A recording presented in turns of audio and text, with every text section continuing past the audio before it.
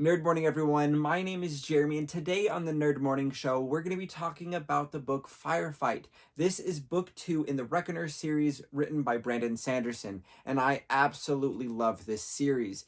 This story obviously is taking up where we left off after book 1. Also, there is the short story Mitosis, which fits in between these two stories as well.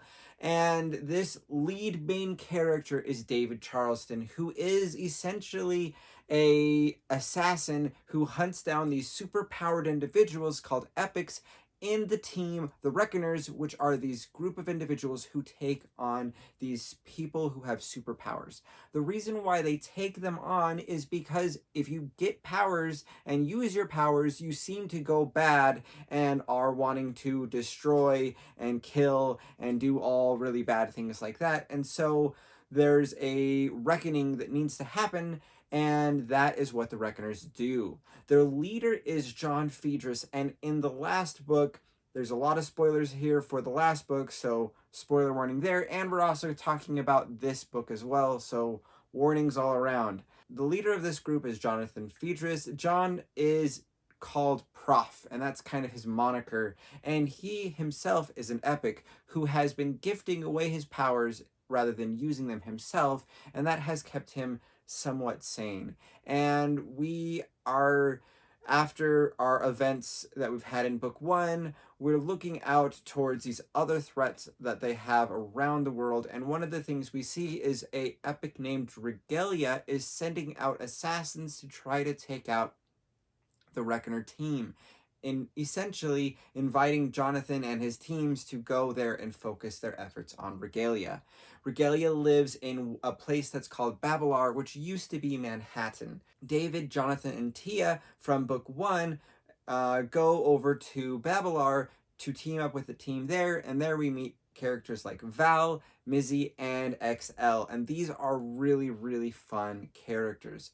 Also, one of the things that we have as a motivating factor in this is David is searching for and wants to help rescue Megan, who is an epic named Firefight. And there was some really fun romance that we had pretty lightly in the first book, but enough for him to be thinking, I want to try to chase after this girl. And Megan is supposed to be in Babelar, so that's an added motivation for David to go there.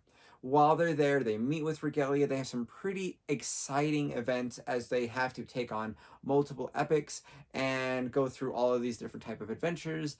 And on top of that, the Reckoners are hunting after Regalia, but they're also hunting Megan. And David is trying to save Megan. And so that puts a big shift in his motivations and goals and the team's motivations and goals. And I really thought that contrast was interesting, and it really helps David grow and change from the character he was in book 1 to the character he needs to be.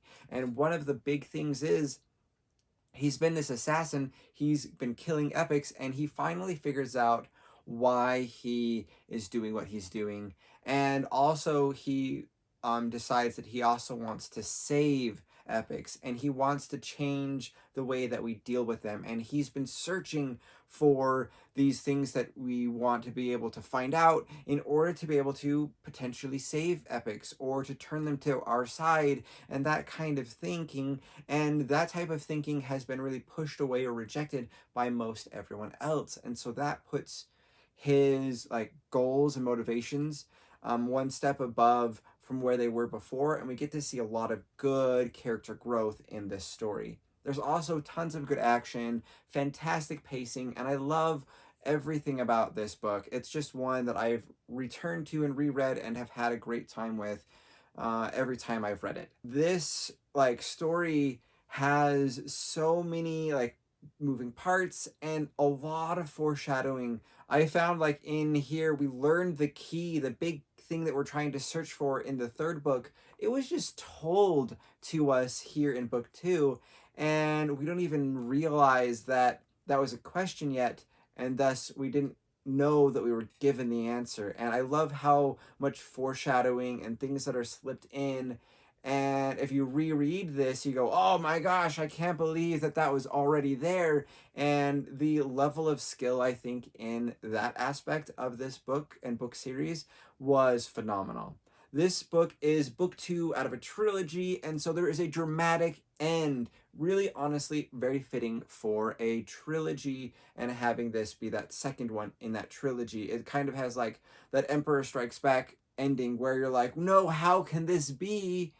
And then you have to wait for the book 3 or the movie 3 or whatever, like that's the type of feel that this ending gives, and it's so powerful and so much fun. It's definitely a YA book, targeted for, older teens to young adults to, I guess really anybody, but those are probably the focus audience for it, and I think that they do a great job to really get a lot of the things that that age group is looking for out of this kind of a novel.